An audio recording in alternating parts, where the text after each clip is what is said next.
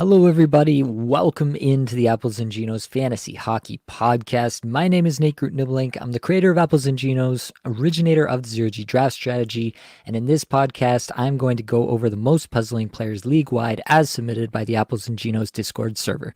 Let's get it.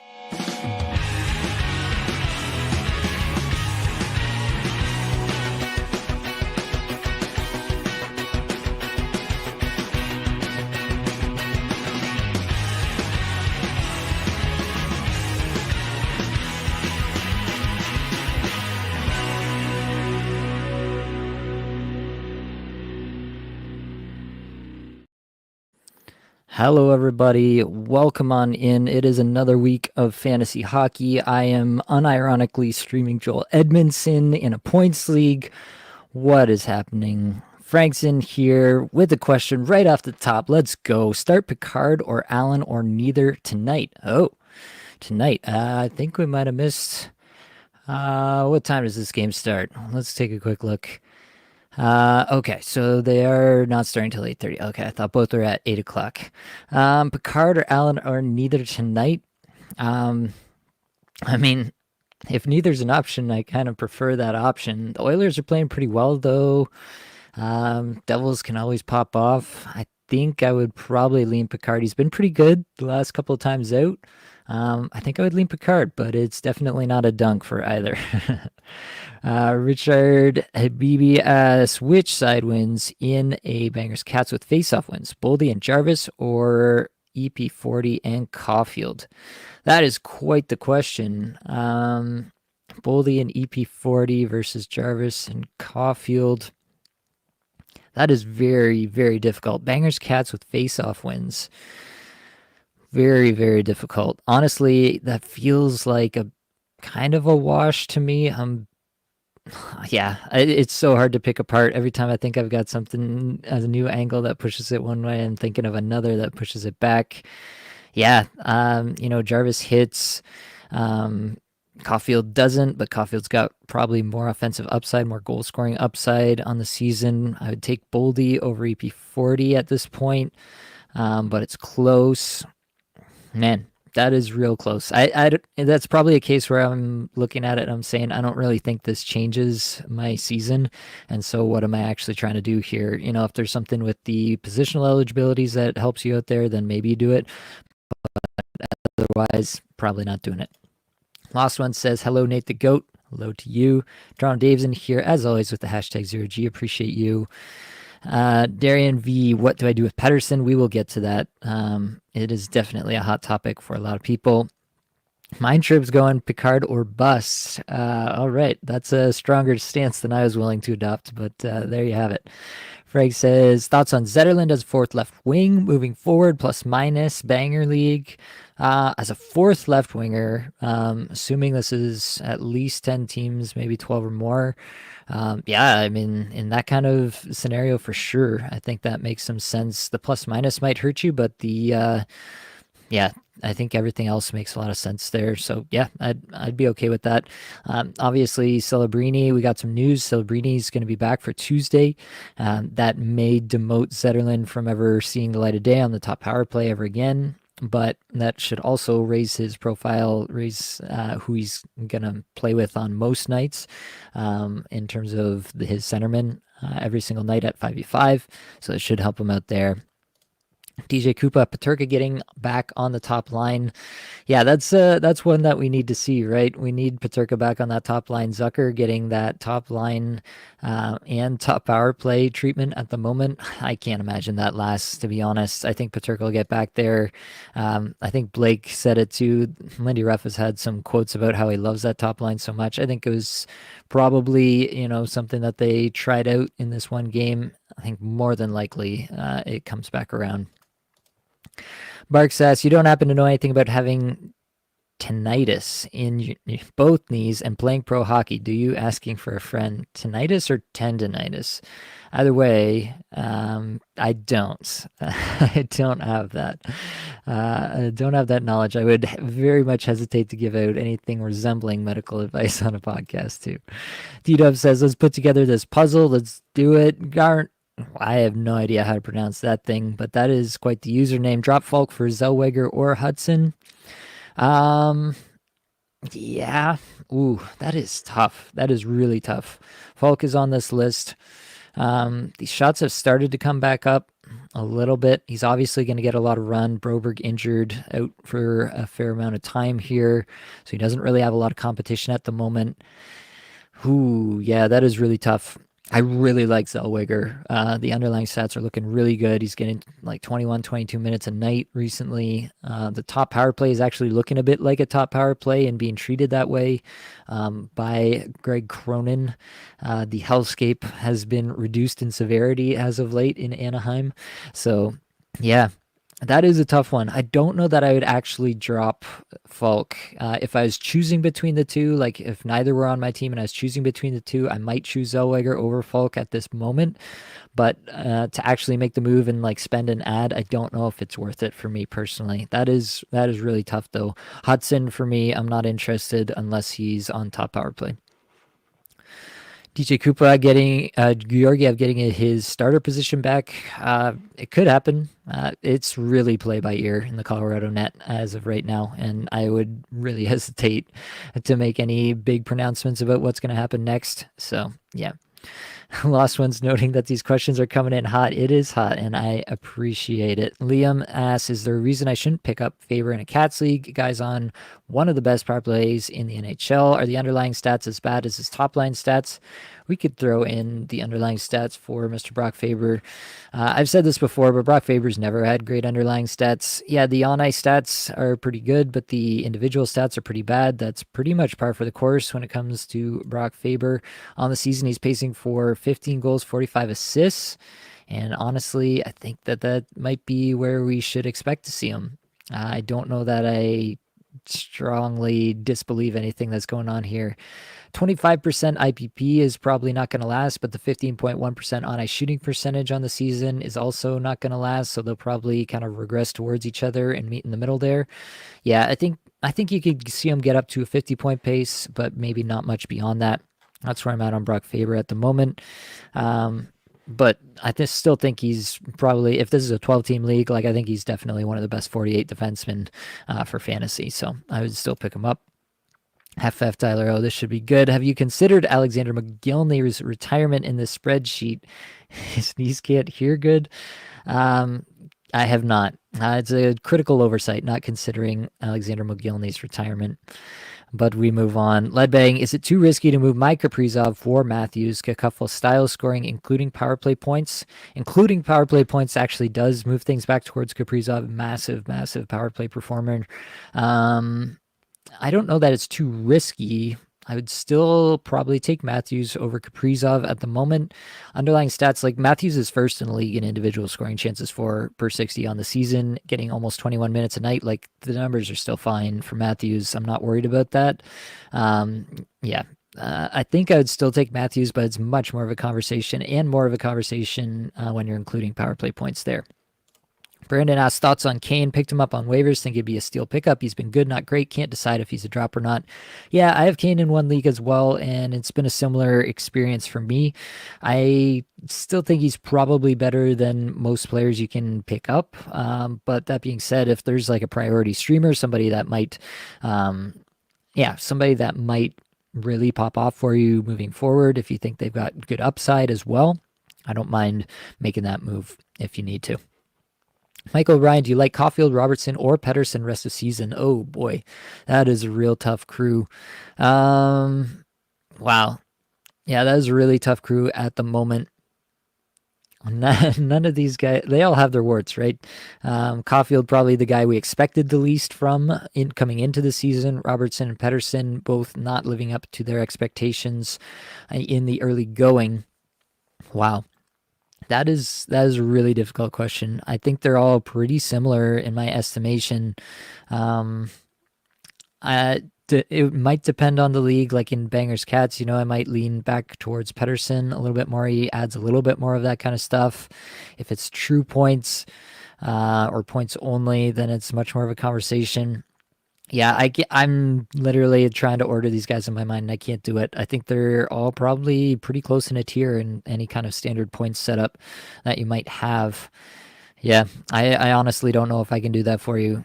I think Robertson has the highest potential, but also most likely the least amount of deployment of the three. So, yeah, that is a really tough one. PB Stars, hey Nate, can we add Kirill Marchenko to the list? Underlying stats are concerning. We can absolutely do that. Why don't we just do it right now? We can talk about Marchenko.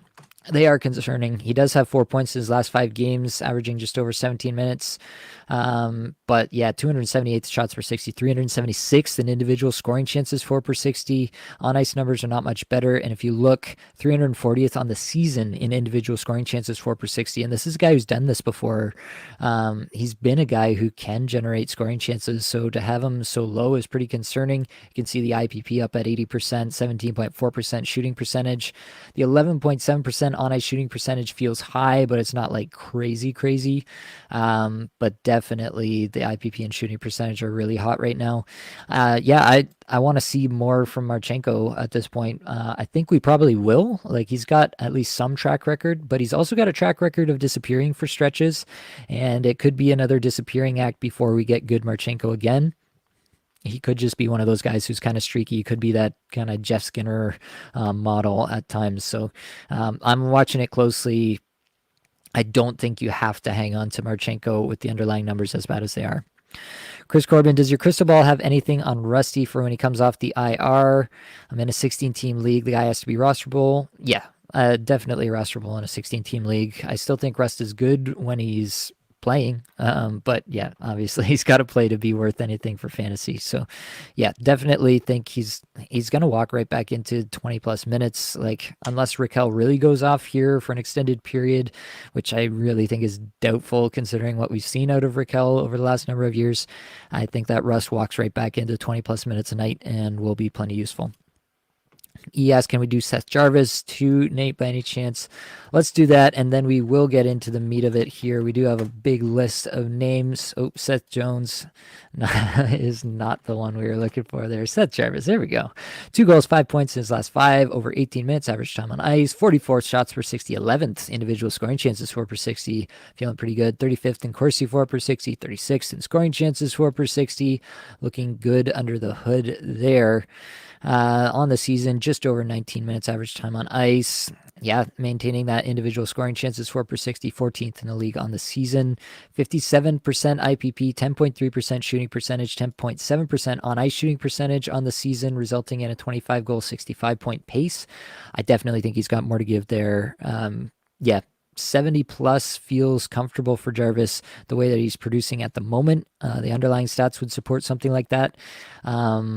But yeah, there is a chance too that he regresses a little bit from this. Like, this is probably the best stretch in terms of the underlying stats that he's ever put together to start a season for sure.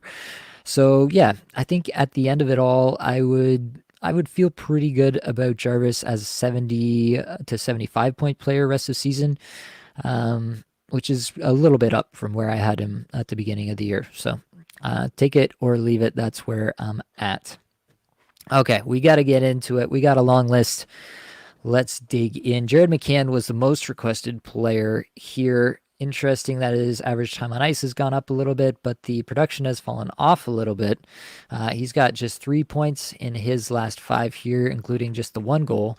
So that's not quite as good as the early start, and he's also pointless in his last 3. It should be noted, like, the Kraken as a whole have scored a single goal in their last 3 games, so it's not like McCann has been the sole problem here, but definitely hasn't helped things. That being said, he's been at 1837, 1828, and 1828 in the last 3 games in average time on ice. If he continues to get more deployment, I do think that things will turn around pretty quickly. 105th shots per 60, 189th individual scoring chances, 4 per 60, in the mid 200s in Corsi, 4 per 60, and on ice scoring chances, 4 per 60. Underlying numbers are not helping him for sure. Now on the season, even with that little bit of regression here, down to a 32 goal, 88 point pace. Yeah, he hasn't quite put together the underlying stats that he usually has. which is concerning. He's usually very efficient. You still see the efficiency showing up in the luck metrics, but not so much in the underlying stats. And so I am a little bit concerned that even with some more deployment, that he might not live up to what we thought was possible here. There's any number of reasons. It's a new system Dan Bilesma's bringing in. Does McCann not quite fit in that system? And he's really just been getting lucky this whole time to this point in the season. That's a possibility. It's not one you can discount. I do think that it's more likely that he figures it out over time. They figure out how to make McCann work. He's their most dangerous offensive player, and it's not particularly close in my estimation. So I do think that they will figure it out. And yeah, if the 18 plus minutes a night continues, then that's a situation where I can actually start to get excited about McCann again. In general, my stance is I'm pretty content to hang on to McCann at the moment. So Jason Robertson was the next one up here. He's got just 2 points in his last 18.5 minutes average time on ice, which is okay, but not spectacular for a player of his stature. 66 shots per 60, 133rd individual scoring chances for per 60. On ice numbers really solid there. It's tough for anybody not named Matt Duchene, it feels like, in Dallas right now. Robertson's on a 30-goal, 52-point pace, which is not what you signed up for when you drafted him for sure. 8.6% on ice shooting percentage on the season. That's obviously way lower than normally what Robertson is going to bring you. He's always been an efficient player. So yeah, once that rebounds more into a 12% range, which is where I'd expect a player of his caliber to live for most of the season, you're obviously going to see a pretty solid step up. But also, it does feel like as long as Pete DeBoer is happy to roll the lines the way that he is, you're probably just capped in terms of the true upside from Robertson. So I think he's probably in that point per game range, but I'm not expecting a whole lot more at this point. I projected him for 90 points. I don't know if he gets there anymore. So yeah, I'm adjusting expectations slightly, but definitely 52 points where he's at so far. That's going to improve. JJ Peterka is next up, just 2 assists, no goals in his last 5, still skating 20 minutes a night, 153rd shots per 60 and 242nd individual scoring chances for per 60. That's concerning for a player who's kind of made his bread and butter off of generating chances so far. Still, the on-ice numbers, not so bad. 21st in on-ice Corsi for per 60, 127th in on-ice scoring chances for per 60, which is a little odd. Usually those numbers are closer together in some ways, but it's still pacing for 33 goals, 66 points. I should look it up to see, but I imagine that I wasn't that far off of that as my baseline projection for Peterka. I think I was perhaps a little bit more cautious, as I usually am with breakout candidates in my baseline projections. Whereas Peterka here, I had him for 27 goals, 60 points. So yeah, not all that far off where his current season-long point pace is. And if you look at the underlying numbers, he's shooting at 18.2% on the season, 12.3% on-ice shooting percentage, but 57% IPP. I think probably you get a little bit of a regression positively on the IPP, but a negative regression on the shooting percentage and on-ice shooting percentage, and it probably evens out a little bit there. Overall, yeah, I think that maybe JJ Peterka is not going to be a 75 to point per game player this year. That was obviously the hope and the expectation of some people, but for me that wasn't the most likely scenario for this year. I do think that he's had a good start here, and we could see him get to that 65 where I had him projected at 60. So I think that that's definitely still within the cards. I'm not too concerned yet about this kind of slow stretch here. Obviously, him being on the second line is not going to help things, but maybe it helps out the next player on the list, which is Dylan Cousins. 1 goal, 1 assist, 2 points in his last 5 games here, just under 18 minutes average time on ice. A little bit better individual numbers for Cousins, 86 shots per 60, 94th individual scoring chances for per 60, but the on-ice numbers are pretty bad. 140th in Corsi for per 60, but 260th in on-ice scoring chances for per 60. Cousins just pacing now for 7 goals and 27 points on the season. Still, the numbers look good. He's got a 40% IPP. That's not going to sustain. He's got a 2.8% shooting percentage and 8.7% on ice shooting percentage. That's also not going to sustain. This is a guy I projected for 25 goals, 60 points. I still think that's possible, but it is concerning that basically no one else has really stepped up. They have kind of what you would expect to be the top line more often than not in Peterka. in Peterka, Thompson, and Tuck. And then Cousins is kind of left with a bunch of guys who are not really getting it done at the moment as his line mates. And so that's the biggest problem I see for Cousins. He's still getting top power play as of the last game, so that's obviously important for his ability to produce. As long as he's on the top power play, I'm going to have interest, but yeah, it might be a little bit harder for him to get to that 60-point threshold that I had him projected for if that continues. At the same time, I do still like the player. I think the individual metrics, I think he's doing the right things. It's been a bit more about the situation in my estimation, and he just hasn't been able to exceed it so far. All right, I'll do one more and then we'll get back into the comments. Lucas Dostal, yeah, what can you say about Lucas Dostal to this point? If the season ended today, would he be the Vezina winner? I think you'd have to at least give him a fair shake. .937 save percentage on 9 starts this year. It's only resulted in 4 wins, but that's definitely not his fault. He's been absolutely tremendous. John Gibson will be coming back here, which is really probably going to be a fly in the ointment here. I think you have to expect that. That has to be your baseline expectation that John Gibson, probably a player they want to move off of. I don't know if they will be able to move off of him because he's been pretty terrible for quite a long time now, and he's still got a big contract. Even if they eat half of it, it's still like $3 million a year for next 2 or 3 years. One or the other. Somebody can fact check me on that. But yeah, even if they eat half of it, it's a tough contract to move. And so I wonder if they'll really try to sell Gibson and like try to make him look good, prop him up, give him the easier games, even potentially the lighter team on the back-to-back or the first game of the back-to-back, and Dostal gets the tougher work from here on out.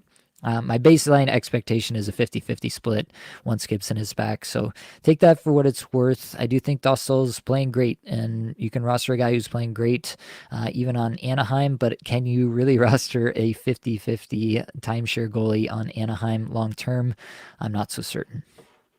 All right, let's get back into some comments here. Ricky says, if there's time, I'm curious how Velarde's underlying numbers are looking since he's showing up on the score sheet more lately. We can throw that in real quick and get a look at Gabriel Velarde. Obviously, he's got the 6 points in the last 5 games here. 18 and a half minutes, average time on ice. Yeah, definitely the underlying numbers have started to come up in a big way. 103rd shots per 60, 54th individual scoring chances for per 60 in the low 100s in the on ice numbers there. It's definitely coming back now for Velarde. And yeah, when you look at everything, when it's all said and done, he's on a 27 goal, 68 point pace through 12 games of the season, and that doesn't feel too far off the mark for a guy like Velarde here.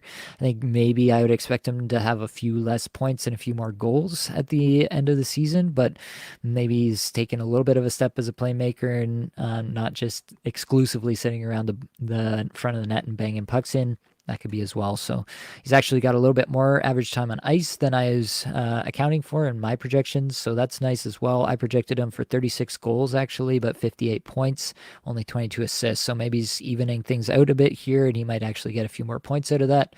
That could be as well. I don't want to discount that possibility.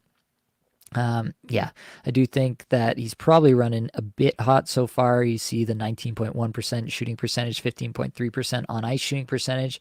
Don't know if all that lasts, but I do think that he has the potential to actually generate some more underlying stats here. As you see, it's improving in the last little bit. And then if he's able to do that, then that obviously raises the tide of what he might be able to do. And the luck metrics don't have to be so outsized for him to continue on at a pretty high pace. All right, let's take it back up all the way to Owen Tippett here, and then I'll get back into more comments. I'm going to try to keep up, but it is difficult sometimes, and I love it. I wouldn't have it any other way. Owen Tippett, 3 assists in his last 5, just over 16 minutes, average time on ice, 184 shots per 60, 248th individual scoring chances, 4 per 60 in the mid 200s in the on ice numbers. Not good stuff from Owen Tippett at the moment. Yeah, it's a tough spot. He's on a 7-goal, 41-point pace now on the season. He's still chucking pucks, but the pucks are not finding the net. 3.5% shooting percentage on the season. It's a rough go right now for Owen Tippett. And yeah, it's hard to trust anybody in Philly at any point. just because of the torts factor. He's still there on what looks like the top power play. He's playing alongside Travis Konechny at even strength, which is as good as it gets in Philly. But things are not looking so hot for Tippett at this moment. Do I think he gets better? Yes. Do I think that he'll have another stretch like this at some point throughout the season? Also, probably yes. So that's where I'm at on Tippett. It's not a player that I was targeting. I know a lot of people fell in love with the high shots and the chance generation numbers, but he's always been a really inefficient player. He's never had a big time shooting percentage, and that always scared me away a bit because it really takes the shooting percentage increasing by a fair amount for him to really exceed expectations a lot. So yeah, I had him for 27 goals, 57 points on the season. And yeah, he might not even get that if this continues. So yeah, I mean, bangers leagues, he can still hit. He can still do that much for you, I guess.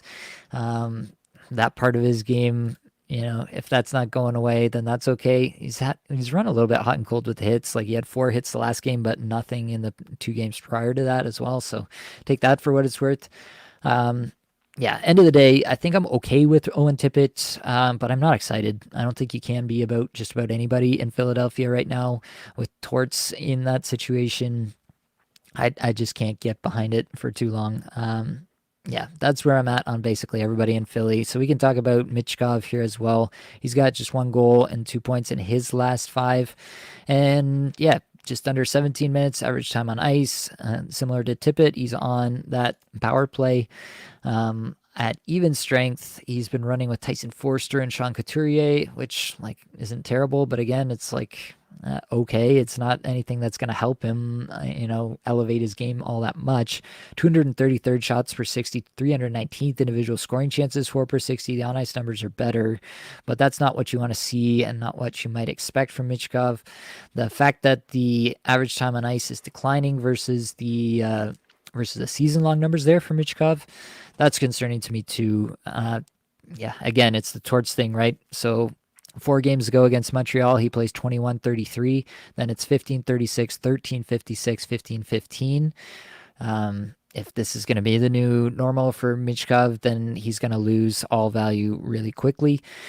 Do I think that he's a good enough player that he can absolutely rebound? Absolutely, I do. I do think that that's very possible. But again, it's a Philadelphia player. You're basically signing up for this with any Philadelphia player. In my mind, is that they're going to have stretches where it feels like they're absolutely submarining every week for you, and then other stretches where it'll be good.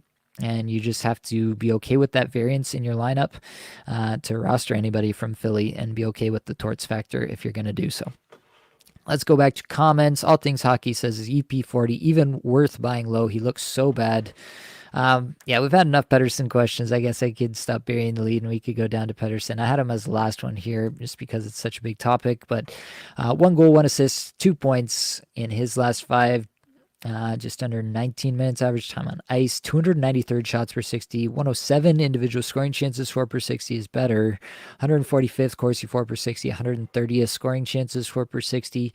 Yeah, it's just not ideal what we're seeing out of Pettersson at this moment and throughout the whole season. On the season, the numbers do not look better. He's on an 8-goal, 33-point pace, which is just horrendous. Playing with Connor Garland, Arshdeep Baines, that's not an ideal line for him. Obviously, he's still on the top power play, will always be on the top power play, basically as long as he's there in Vancouver. Yeah, I mean, 44% IPP will go up. The 6.7% shooting percentage will go up. The on-ice shooting percentage at 10.5 is probably even a touch low. You expect that to go up over time, but you're starting from such a low point here that you have to wonder how much better it would have to be for him to get anywhere close to returning the value that you had on him. Pettersson has just never been a guy that I've targeted. It's never worked out where I do my projections and he comes out being anywhere on my radar before he's drafted. So I've never really been big on Pettersson. I had him for 35 goals, 84 points on the season here. And yeah, that's obviously going to be tough for him to hit on this season in particular. With the start that he's had as a point pace rest of season, could he hit that? I think it's possible for sure. I don't think he woke up one day and forgot how to play hockey. But I do think that there's something seriously going wrong either mentally or physically. It doesn't really matter to me which one it is. Both of those things can be equally problematic for a player at this level. But either way, I'm not excited about Pedersen. It would have to be a real buy low where I feel like, I'm getting rid of somebody that I'm not that attached to acquire Pedersen. I just don't know how much lower this thing goes. It feels like it could drag on even longer before it gets better at this point. And I just don't know if I'm willing to wait for it to get better.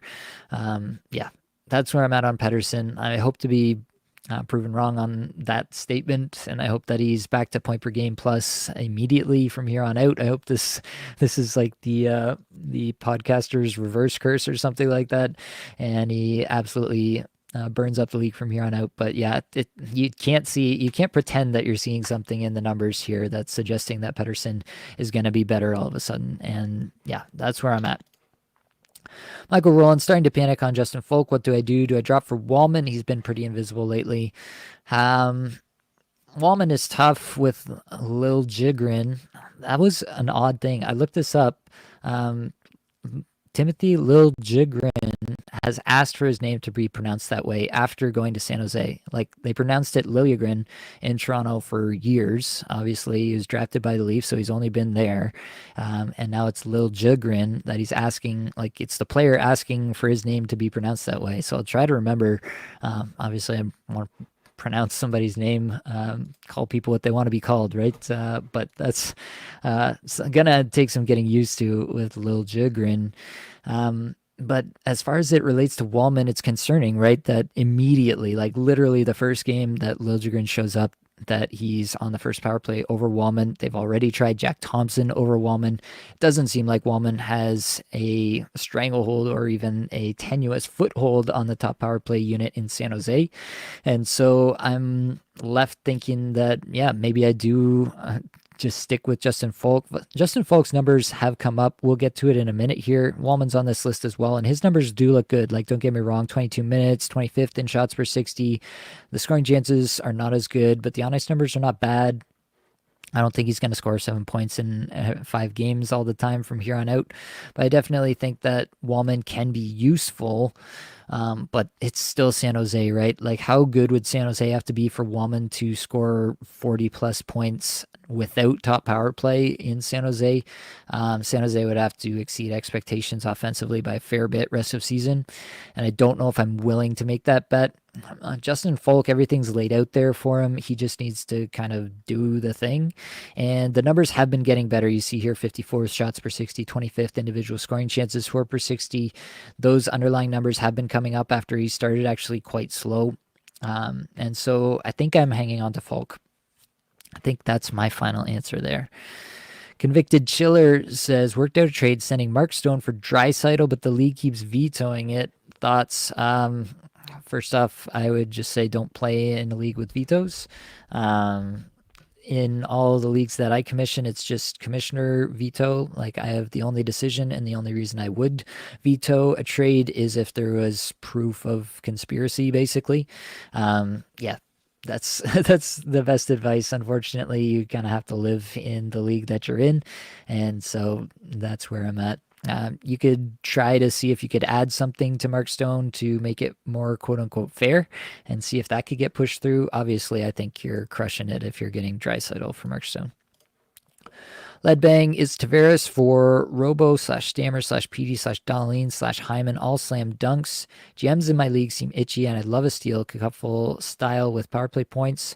So you're trading away Tavares to get Robertson, Stamkos, Pedersen, Dahlin, or Hyman. I would take all those players over Tavares pretty comfortably. Yes. Yeah. So I guess there we found the line. That's where I'd trade for Pedersen. Tavares, he's been up, down, and around in the Toronto lineup already in the young season, third line center at times. Do I think that's where he lives for most of the season? No. Do I think that he's actually still pretty good? Quite honestly, yes. He's quite efficient with his chances. He generates a lot individually. He's still a very, very good hockey player. Just kind of maligned at this point just because of the outsized contract, I think, mostly, and the fact that he plays in the bubble in Toronto. But yeah, I would still go for any of the others. They just all have much more ceiling than Tavares does in my mind. Hatton 94. What do we think about Verhaeghe? I'm a big Verhaeghe fan. I think the player is terrific. I basically have no problem with Verhaeghe. Yeah, I am totally confident in Verhaeghe rest of season. I don't have any major qualms about him. I can look up my projection for him at the start of the season. It is, where'd he go? I had him. There we go. 41 goals, 80 points was my projection. 18 minutes, average time on ice. What's he getting right now? This is terrific live podcasting, by the way. 4 points his last 5. Yeah, just over 18 minutes. Second in the league in shots per 60. What are we doing here? Verhaeghe is a dude. Yeah, absolute stud. I know he's only got a 51-point pace on the season, but Verhaeghe, I have absolutely no qualms about him. I think he probably gets to a point per game by the end of the season. So that's that. Adawan, hi, can you talk Brock Nelson, please? We can definitely talk about Brock Nelson. And you talk about Brock Nelson, you have to start with what's going on with the Islanders. Matt Barzal being out probably means that Nelson gets a bit more ice time, maybe. But yeah, he's still going to play with guys that aren't very good at playing the game of hockey. Last game here, he played with Palmieri and Tsiplikov at even strength. Tsiplikov has fallen off a cliff. He's been pretty terrible for quite a while now. He's on a power play unit with Palmieri, Tsiplikov, and Simon Holmstrom. That's not ideal either. He's not even alongside Bo Horvat or Anders Lee, who's really generating a ton of chances randomly at this moment. So yeah, Brock Nelson, I think he's a terrific player. You see it in the underlying numbers. They all look really good. Over 18 and a half minutes time on ice, 36 shots per 60, 12th individual scoring chances, 4 per 66. On ice Corsi, 4 per 60, 17th on ice scoring chances, 4 per 60 over the last 5. But I really question what the ceiling is for this player if Patrick Waugh is going to keep doing this with all the lines. He can be terrific, generate a ton, and the pucks will still not necessarily go in just by virtue of the fact that he has basically no one to play with. So yeah, I have tempered my expectations on Brock Nelson. He was a player that I targeted for years because he was so terrifically undervalued by basically everybody in the fantasy hockey community. But I did have a bit of a lower projection for him this season, 32 goal, 68 point projection. And I think I might even go a little bit lower than that if I had to reproject at this exact moment. So that's where I'm on Brock Nelson. Doesn't feel good. Yeah, the underlying stats being terrific. You want to be in on a player that's generating like that. And to some extent, like, I'm not saying, drop him, but I am tempering expectations as to his ability to score, 35 plus goals, get 70 plus points. I don't know if that's on the table with the current iteration of the Islanders. Ian asks, would you use a first priority waiver claim on Toffoli in a 12-team bangers category league? Drop would be Devon Taves. That's right on the line for me. If you really need it, if he's gonna plug a hole for you, if you have been dying to get rid of certain players, if there's something that Toffoli is really bringing to your squad that you think is going to be a big addition, then I think it's okay. In general, like, I don't want to be hanging on to my top priority waiver claim or a whole bunch of fab. If that's your waiver system, I would rather put it to use, right? And get a player that I'm confident in. So if you feel confident in Toffoli, if you feel confident in what he's going to bring to your squad, he's going to get into games for you. He's not just going to sit on your bench, in a week like this. I think the Sharks play Tuesday, Thursday on heavy nights this week. If he's going to sit for both those nights when you should get him, then it's probably not worth it, right? Because he is theoretically going to be closer to the bottom of your lineup. But if he is going to get in on those nights and you're expecting him to kind of be a hold for the rest of the season, then yeah, that's a good use of a first priority waiver claim in my mind. Reese's Pieces, what are your thoughts on Mike Matheson, his rest of season point projection with Hudson in the mix? Let's type over Brock Nelson here. Matheson, 4 assists, no goals in his last 5, 24 and a half minutes average time on ice. Underlying numbers are not great. 92nd shots per 60, 130th individual scoring chances for per 60. That's a spot where Matheson is usually actually pretty good. He usually does generate shots and scoring chances as a defenseman. 75th on ice Corsi for per 60, 39th on ice scoring chances for per 60. Yeah, the underlying metrics are not great on Matheson, which is concerning. And yeah, you do have Hudson there. The season is not going well for Montreal. So at what point do they say, let's just give the kid the top power play? Maybe they try to move Matheson at some point. If they do move him, he probably goes to a team that is not necessarily looking for a top power play quarterback because they probably already have one. That's part of the reason why they're doing so well and looking to trade for another defenseman. Yeah. Yeah, I've been like cautiously optimistic on Matheson because I do think at a base level he projects to do pretty well, especially when he is actually generating chances. He probably will generate a little bit more individually at some point throughout the season here, but yeah, the underlying numbers are not helping the case at this moment. There is cause for concern for sure with Mike Matheson. It's definitely not like a slam dunk for him to live up to the projection that I thought he would get to at the beginning of the season. Also asking about expectations for Victor Arvidsson. Basically, anybody in Edmonton, as long as they are getting some exposure to McDavid and or Draisaitl, then you have some interest in them. But I don't think I'm really ready to move off of my baseline projection that I had for Arvidsson at the beginning of the season. That was 23 goals, 46 points. You know, he's still going to shoot a lot, probably. He'll get that part of his game rolling a bit more. 238 shots on goal was my projection at the beginning of the season. 15 minutes average time on ice. That's where I'm at with Arvidsson until I'm proven differently when McDavid is back and we see what the deployment is like then. I mean, they went with Matthias Ekholm on the top power play over Victor Arvidsson. That should tell you something about the potential ceiling that this guy has or doesn't have, right? If that's the case, then you just can't be too excited about Victor Arvidsson in my mind. He says, asked in the Patreon, but wanted to get a live take. Mitch Marner and Sam Montembeault for Dougie Hamilton and Stuart Skinner in a points league. Mitch Marner and Sam Montembeault for Dougie Hamilton and Stuart Skinner. This probably comes down to what's your take on Dougie Hamilton and him retaining that top power play for the rest of the season. If you think that Hamilton retains the top power play for the rest of the season, then you're probably taking that side. If not, then you would go to Mitch Marner and Sam Montembeault. Just because I so heavily devalue goalies and I'm not really interested in holding any goalie at any point, I might just take the upgrade to Marner from Hamilton and kind of remove that worry that he gets, off the top power play at some point throughout the season. I might just go that route right off the top and just take the best player in the deal, who is Mitch Marner, in my opinion.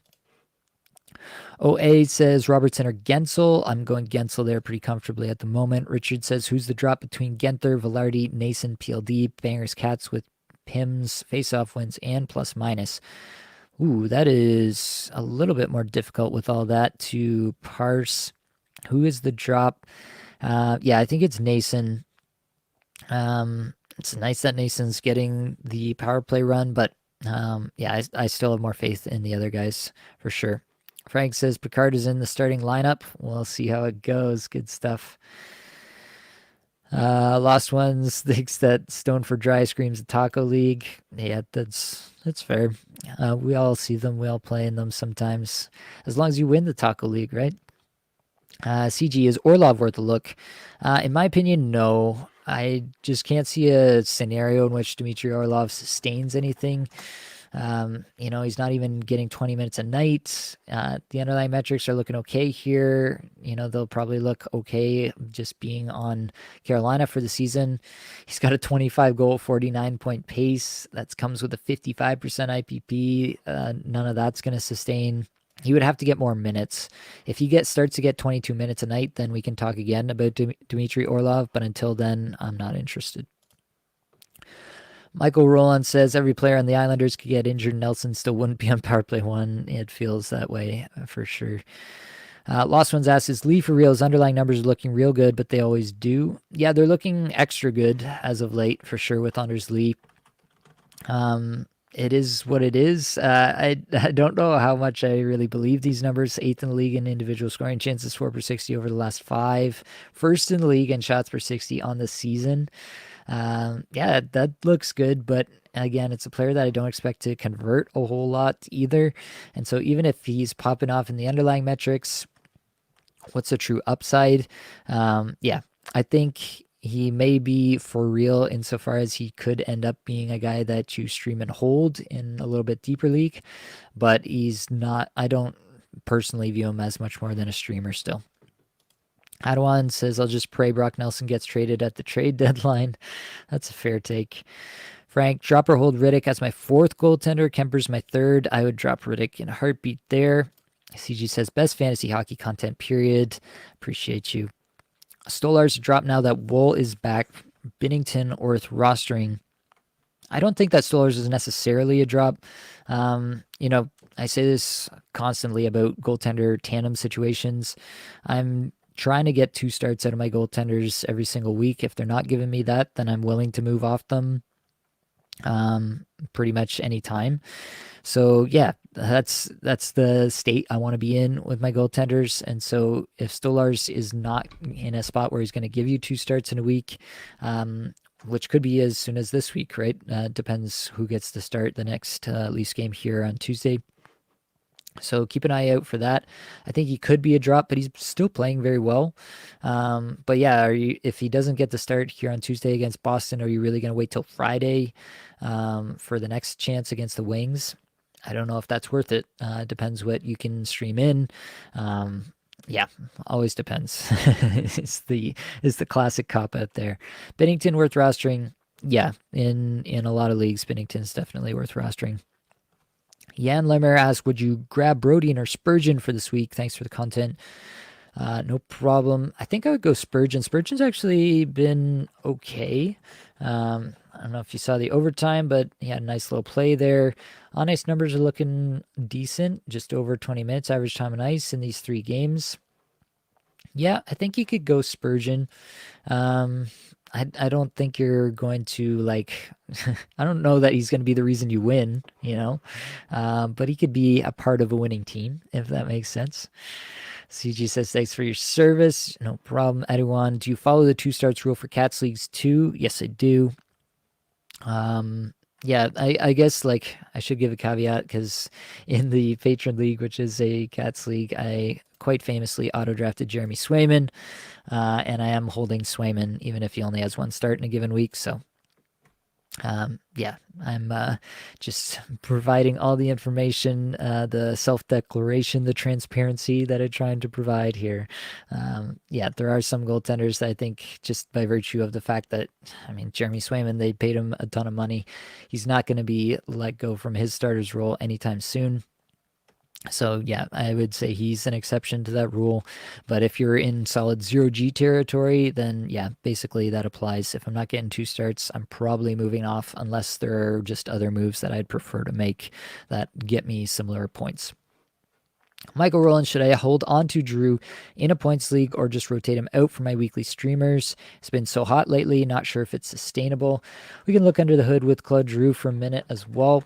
Don't mind doing that. He's got 3 goals, 6 points in his last 20 minutes. Average time on ice, that is nice. 71st shots per 60, but 294th individual scoring chances, 4 per 60. 168th Corsi, 4 per 60. 259th on ice scoring chances, 4 per 60. Kind of all over the map there. On the season, pacing for 37 goals, 82 points, 19 minutes average time on ice, 73% IPP, 21.7% shooting percentage, and 14.3% on ice shooting percentage. I think Drew's probably a guy that you hold while he's hot and then you just let it go. Yeah, as soon as it tails off, as soon as they break apart that line or that line gets cold again, that line's just been so hot that I think you let it run as long as it can. Michael asks, what's your record in the Creators League so far? I hope you're doing well. Who's in the lead, if you're allowed to say? I'm not doing well. I'm having a terrible time in that league. Yeah, I can't get on track. I streamed Daniil Tarasov at the beginning of last week. I thought I was doing something. Then Merzlikins gets a start and has two terrific starts, earns himself a third start on the week, and Tarasov comes in and lays an absolute egg, minus 6 points or something I got out of my full week-long Daniil Tarasov stream. So RIP me. That was obviously a pretty terrible decision on my part. So I'm doing it to myself, but also the team kind of fell apart. It was a weird one.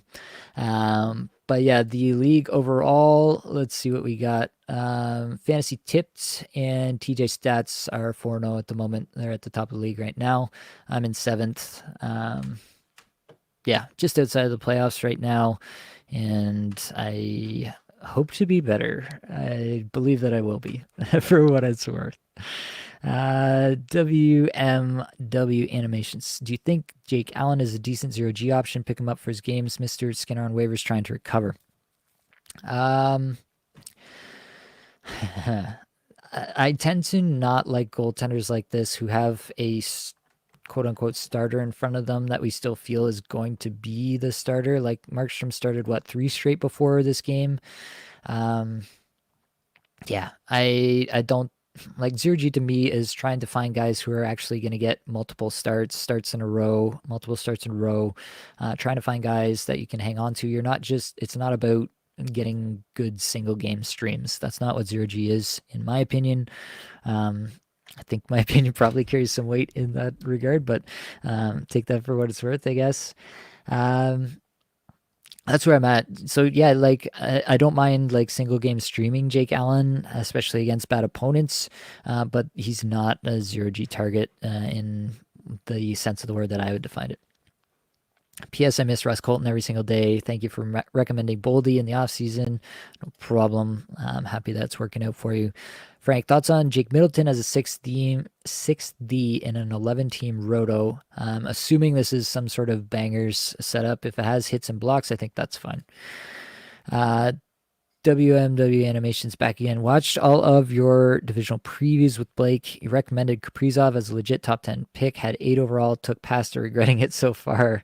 Great call, Nate. Finger on the pulse. Yeah, I mean, it's early. I'm desperately trying not to take my victory laps just yet. We still got lots of season to go. All right, we got to get back into these. I'm going to have to speed run through some of these players to get us there, but we can do it. 4 goals in the last 5 games for Cole Caulfield. 18 minutes average time on ice. 97 shots per 60, still in that range. 63rd individual scoring chances, 4 per 60. Yeah, I mean, it's kind of a weird stat line for Caulfield for sure. He's got 10 goals, but only 11 total points. So he's on a 68 goal pace, but only a 75 point pace. Overall, I mean, I don't feel some type of way, really, about Cole Caulfield. Double check what my preseason projection was, 40 goals and 77 points. I still feel like that's in the wheelhouse probably for Cole Caulfield. The fact that he's getting less time on ice as of late is a little bit concerning to me. I thought he would get a lot more. He did at the end of the season last year. So that could potentially reduce the top end outcomes for Cole Caulfield. But yeah, the puck's been going in so far, and I like that for him. Bo Horvat, 1 goal, 3 points in his last 5, over 20 minutes average time on ice, 43rd shots per 60, 29th individual scoring chances, 4 per 60, also 29th in on-ice Corsi, 4 per 60, and 31st in on-ice scoring chances, 4 per 60. Feels similar to Horvat that I do about Nelson, who I talked about earlier. I just feel like he can be really good individually and still not be like amazing for fantasy right now. Without Barzal there, without kind of loading up the talent that they do have. They don't have a lot of true top-end talent there on the island. Without that, I just don't see how he's going to really exceed expectations. The best I feel that he can do is meet expectations, or at least preseason expectations, if that makes sense. We already talked about Michkov's whole move to Alex Vlasic. He's got 3 assists in his last 5, almost 24 minutes a night. Signed a big contract this offseason. Underlying numbers are not good, in the 150s and pretty much everything here. and that's amongst defensemen only, so that's not a great spot to be. He does put up a ton of blocks, so if your league, he's kind of like, he's got a bit of that Jake Wallman vibe. Wallman was always the guy who got a ton of blocks, but he doesn't shoot like Wallman does, so he's reduced there. Second power play in Chicago, got that one stint on the top power play. That was probably a one-off. Yeah, I'm not like excited about Vlasic. He's probably like a 30 to 35 point defenseman with a bunch of blocks. So do with that what you will for your league. Already talked about Wallman, so I'm not going to rehash that one there. Jack Eichel, 1 goal, 5 points in his last 5 games here, 19 and a half minutes average time on ice, 76 shots per 60, 126 individual scoring chances, 4 per 60, 148 Corsi, 4 per 60, 102 scoring chances, 4 per 60. On the season, Eichel is pacing for 20 goals, but 109 points. I think we probably get more goals, but maybe a few less points in total on the season. The 18.8% on ice shooting percentage, that's probably going to come down. That's definitely going to come down. But he could actually get a little bit more in terms of the IPP. And so I think that there's a solid chance that we get a good season. Obviously, we expect to get a good season out of Jack Eichel. He's kind of in the range where I thought he'd be time on ice wise. So I think I'd probably relatively stick to my preseason projection, 38 goals, 87 points, somewhere in that range. I do think he'll probably get back to about that spot. Barbashev here as well, shooting 30%, 16.7% on ice shooting percentage, 80% IPP. None of that is going to sustain. Yeah, he can be more efficient than he's ever been before if he's going to stick on a top line with Eichel all year and just have a good season that way. But I don't feel excited about Barbashev. If you can sell high on him, I would at this point. He's not on the top power play. They have Dorofiev there who's lighting it up. So yeah, that's where I'm at on Barbashev. I think he's a pretty obvious sell high if you can. Matthew Tkachuk, 3 goals, 5 points in his last 5, just under 18 minutes average time on ice over the last 5 there. 50th in shots per 60, 202nd individual scoring chances, 4 per 60, 79th on ice Corsi, 4 per 60, 124 in on ice scoring chances, 4 per 60 on the season, pacing for 31 goals, 82 points. That's fine, but it's not what you hope for when you drafted Matthew Tkachuk by any stretch of the imagination. The underlying numbers kind of look okay. He probably gets a higher IPP, but the rest looks kind of normal-ish. And yeah, it's really the ice time. 17 and a half minutes average time on ice on the season is just not something you're expecting for Matthew Tkachuk. It really does seem like they're just willing to kind of roll things in Florida. They can win games without overtaxing their top players, and Matthew Tkachuk seems to be the primary target of that lack of deployment so far. I had him projected for almost 19 minutes a night, and I was getting him to a 96-point pace. So yeah, this feels in the wheelhouse. If he's only going to get 17 and a half, maybe like an 85-point pace is where I might bring Tkachuk down to 85, maybe with some upside to 90 with some good efficiency. But yeah, it's definitely something to monitor. If he's not going to get up there in terms of the time on ice, then you have to adjust your expectations. Moving over to St. Louis, we've already talked about Falk, but we can talk about Buchnevich and Kyrou here, both with 1 goal, 2 assists, 3-point lines in their last 5. Just over 17 minutes average time on ice for Buchnevich, just over 18 for Kyrou. Kyrou's got great underlying numbers, and Buchnevich has terrible underlying numbers, basically refusing to shoot the puck, it looks like. Yeah, it's a weird spot for both of them. I think a lot of this might have to do with Buchnevich basically playing out of position at center. I know he's like theoretically capable of it, but I don't think it's a good spot for him. And with Robert Thomas out, that's where he's playing. So it's hard to anticipate things changing in a good way for Buchnevich until Thomas is back, quite frankly. But I think Kyrou should be fine. He should be better than he has been so far. And that would be my base expectation moving forward. All right, David Pastrnak, we got to talk about. We talked about Pastrnak a little bit. The fact that Montgomery sat him today. Pastrnak had like kind of it felt a little bit cryptic the way he said it. Maybe I'm reading too much into it. That's entirely possible. But he said something like, the guys know how I feel or something like that. I got to find this. That was a bad turnover. I just want to move forward. I don't want to be a distraction to our team. The guys know how I feel about them here. It's a bad play. I take accountability already moving forward. It felt a little bit like he was like apologizing to the room, but like specifically not mentioning Montgomery. Maybe I'm reading too much into that just because there's been so much weird stuff coming out of Boston the last little bit, and because I'm rapidly becoming not a Jim Montgomery fan. Maybe that's just my bias against the Bruins in general showing up. But I do like Pasternak. He's an absolute beauty. 40th in shots per 60. Like, Pasternak is an absolute animal. Always has been, always will be. I'm never concerned about Pasternak. I'm just concerned about the fact that, like, Elias Lindholm is most common line mate so far. 18, almost 19 minutes. He's just getting a few assists, like basically contributing nothing here. 269th in shots per 60. On ice numbers are like okay, but basically that's only because he plays with Pasternak. Yeah, it's really tough to envision Pasternak getting 105 plus points again if this is the Boston Bruins that we are to expect moving forward. Yeah, basically your expectation of the Bruins moving forward should inform what you think of Pasternak, what you think of Lindholm. If you think that Montgomery is a guy who can get the best out of this team and get more out of this team offensively moving forward, then maybe you're a little bit more bullish. But this was a concern for me with Pasternak going into the season.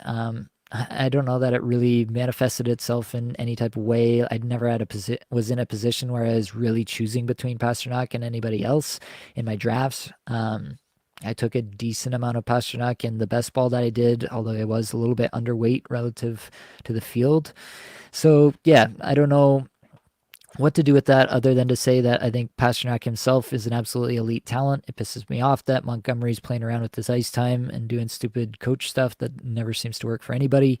Wow. I just think that the most likely case now is that Pasternak has a little bit of a subdued season this year, just based on the fact that, yeah, the coach is dicking around with his ice time, and he himself has feels like nobody to play with at this moment.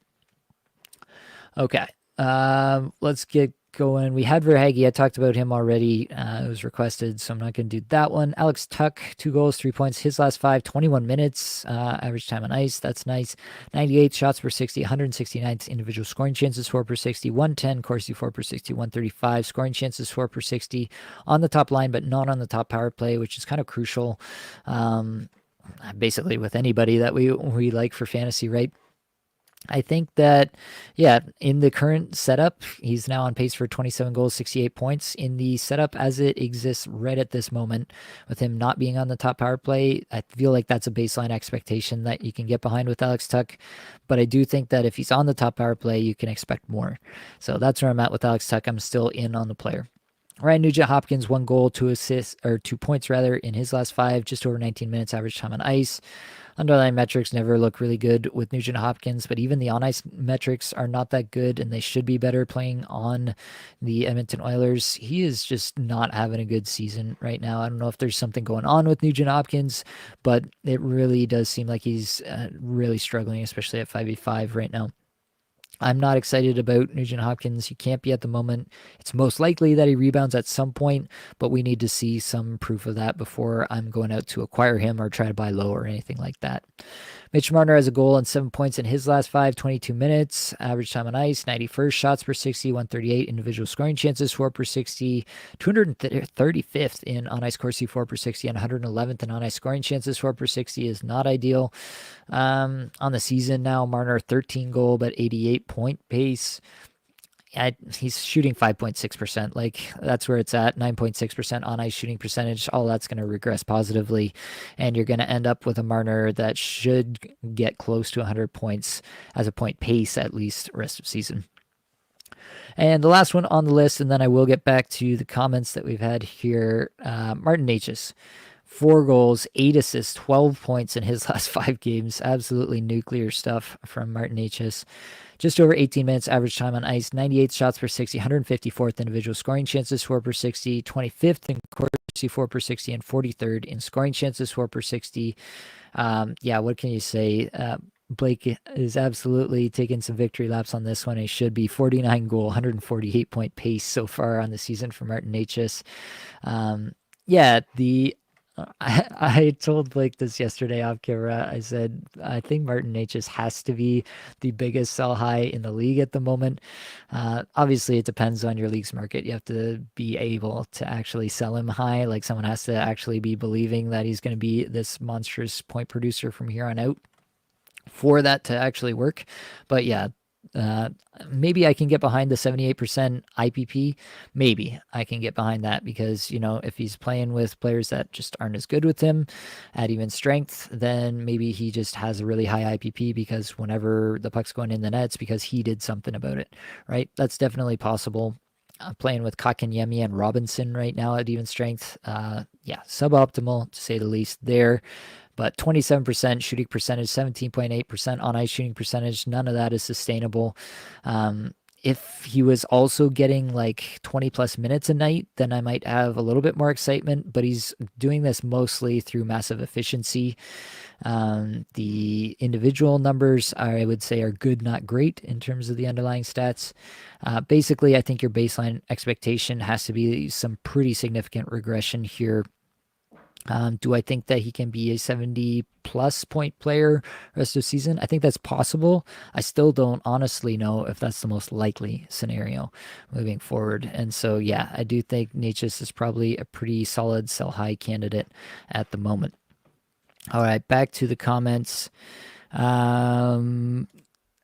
Are we still on the JJ Peterka choo-choo train? Mention Peterka closer to the top of this episode here.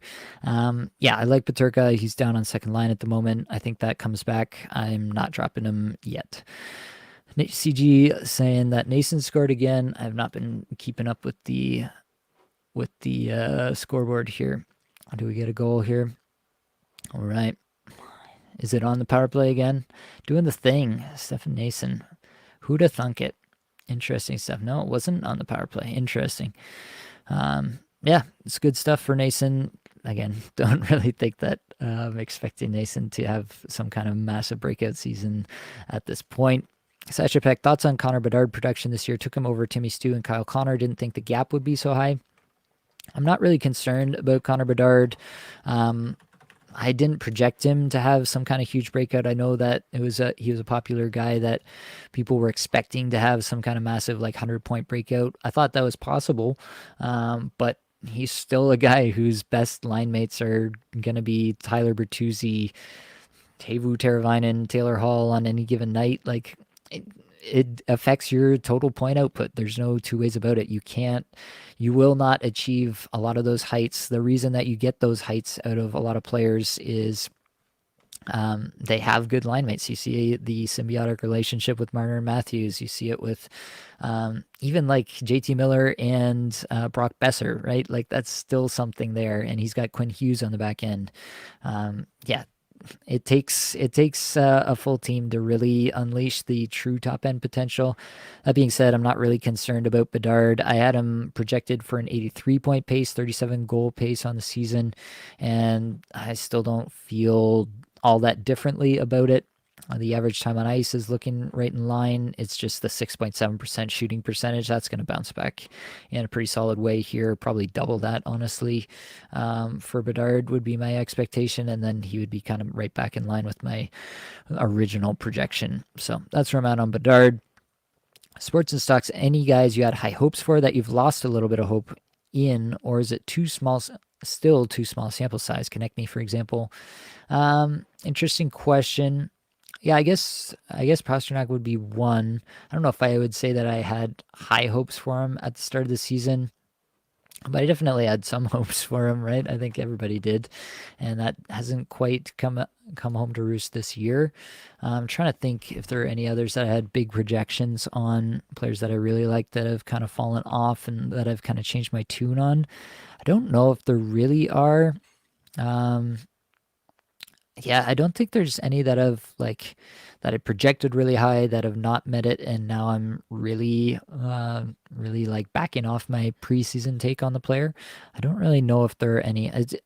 Honestly, so far it's been a pretty vindicating year for my projections to this point. I haven't done the math or anything, but just the guys who have been scoring are guys that I've projected well. So it's been good from that perspective so far. Hopefully, anybody who used my projections or the Apple and Geno's team projections, aggregate projections, is feeling good effects from that as well. Maybe Carter Verhaeghe would be one I had high hopes for, and it's not been there so far in terms of the true output, but the underlying metrics are all still there, and I haven't lost hope there. But yeah, I think that's where I'm at. I'm Joseph, getting here late. Have you talked about, are you going to still talk about Cousins? Already talked about Cousins. Basically, I still like the player, but it doesn't seem like he's getting any help. Maybe Paterka on that line for a bit kind of remotivates him a bit or energizes him a bit, and he can get something going again. Underlying metrics are still fine, but it's hard to get excited when there's nobody else there in Buffalo for him to really play with. Yeah, I think he can be on your roster, but he's definitely trended more into streamer territory at the moment. Frank asked trade Reinhardt for Pasta. Ooh, that is a trade. Wow. Yeah, Reinhardt absolutely popping off again. Blake and I talked about it on the flagship show yesterday. That is a really tough decision to make. I don't know that I'd want to make that call. I think I'd still take Pasternak, but it doesn't feel good at the moment. Interesting. CG, better grab Lekanen or Drouin. Interesting as well. I think I go Lekanen, but it does feel a little bit like flipping a coin there. LOL, every time Blake is reminded of how young you are compared to him, great flagship pod. Yeah, I try to remind Blake just how old he is as well. Yeah, definitely try to keep him in his place there. I'm in need for a goalie. Should I pick up Gibson? Yeah, that's always going to depend on who else is available, right? So if somebody else is available, I could definitely see being more interested in somebody else. It depends. It depends so much on who else is available. I'm trying to think who else that I would take over Gibson at the moment. There are a lot. I don't view Gibson as some sort of savior. I don't think he walks right back into the majority of starts for the Ducks. I think Dostal's play has earned him at the very least a 50% share there. So yeah, I mean, I'd take Petr Mrazek over Gibson if Mrazek is still available. Who else would I take? I might even take like a Nedeljkovic if he's gonna be getting more starts moving forward. He got the last two starts, only allowed one goal in each of the last two starts. Granted, it was against Anaheim and Montreal, so take that for what it's worth. But yeah, just as a couple examples, right? Players that I would consider before I would consider John Gibson. I don't have a high view of John Gibson when he comes back. Should I trade Robo for Gensel? Yeah, I would take Gensel in that trade. G Horn, hey Nate, what do you think about Noah Dobson, JT Miller? I could throw them in here quickly. Noah Dobson and JT Miller. Oh, I need to put the periods in Miller or else the sheet doesn't recognize it. There we go. Dobson 1 assist in his last 24 and a half minutes average time on ice. Underlying metrics are looking okay. But yeah, the Islanders are scuffling right now. It's hard to get excited, but he might be a bit of a buy low on the season. 0 goals, 6 assists, pacing for 41 points. I think that'll improve. Yeah, Dobson could be a buy low at this moment. I don't know if the true ceiling that we were hoping for. Dobson went higher in all my leagues than I was comfortable paying for him.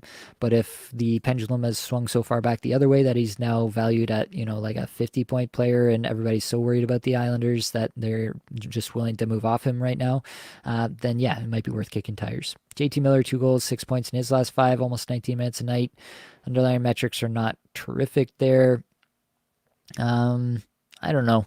I don't feel any type of way about JT Miller. I had a pretty solid regression built in for JT Miller from his obvious career season last year.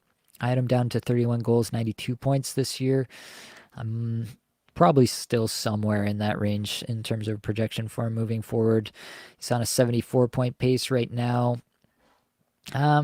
Yeah, I still think I'm somewhere in that range, maybe a little bit lighter. It depends to what kind of minutes he's going to get. So far on the season, he's gotten a little bit less minutes than I projected him for, and that's kind of holding him down a little bit there too. But I'm not I can't say that I'm like super concerned about JT Miller. I just might have had a lower starting point than a lot of people did on him. Joseph says, I picked up Cousins to fill a role on my team while Matt Barzal's out. Yeah, I think that's fine. But But yeah, I'm not too attached to Cousins either. If something better comes along, I think I would move off. I think we've made it. I think we made it through the sheet. That's everybody. We made it to the end. Wow, that was a bit of a beefer, but I appreciate all the interaction. I love the comments, love talking to everybody here. Yeah, if you have more comments, more concerns, get into the Apples and Genos Discord server. Hit us up in there. There's tons of people talking. You'll get lots of opinions on what you should and shouldn't do. Lots of people who've drank the Kool-Aid, the Apples and Genos Kool-Aid, and can probably point you in the right direction. So definitely get yourself in the Apples and Genos Discord server. If you can, like the stream, if you're watching live still, liking the stream really does help. Rate, review, subscribe, whatever you can do on whatever platform you're getting this content. It would be highly appreciated. But I think that's going to be all that we've got for this episode. Hopefully it brought you some value, helped you get a little bit better at fantasy hockey today.